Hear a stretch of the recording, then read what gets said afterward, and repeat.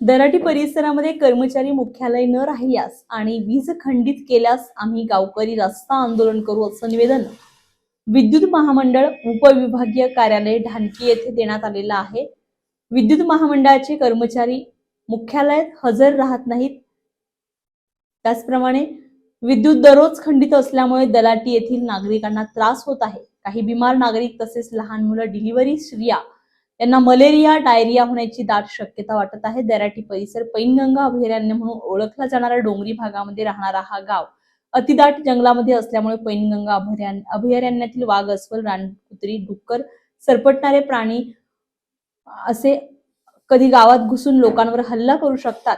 काही गावकऱ्यांचं नुकसान झाल्यास विद्युत महामंडळ कर्मचारी जबाबदार राहील अशी येथील जनता मागणी करते। तर दराटी परिसरामध्ये शेतकरी मोठ्या प्रमाणात असल्यामुळे शेतामध्ये पेरणी झालेली आहे। कापूस, तूर, सोयाबीन, हळद, भाजीपाला हे सगळे विद्युत खंड असल्यामुळे संपूर्ण उद्ध्वस्त होतंय। त्याला जिम्मेदार विद्युत महामंडळाचे कर्मचारी मुख्यालय हजर राहत नाहीत, कधी येत नाहीत। फक्त पैसा कुठे भेटतो हाच यांच्याकडे त्यांचं लक्ष आहे। वरिष्ठ अधिकारी हे संपूर्ण चौकशी करून सगळ्यांनाच निलंबित करावे।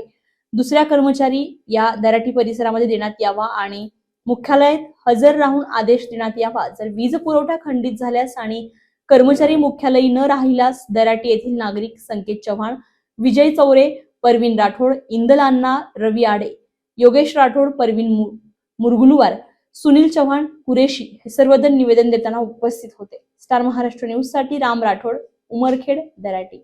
नवनवीन घडामोडी पाहण्यासाठी स्टार महाराष्ट्र न्यूजला सबस्क्राईब करा आणि ताज्या बातम्यांचे अपडेट मिळवण्यासाठी बेल आयकॉनला प्रेस करा आणि परिपूर्ण बातमीबरोबर रहा, इतरांपेक्षा एक पाऊल पुढे।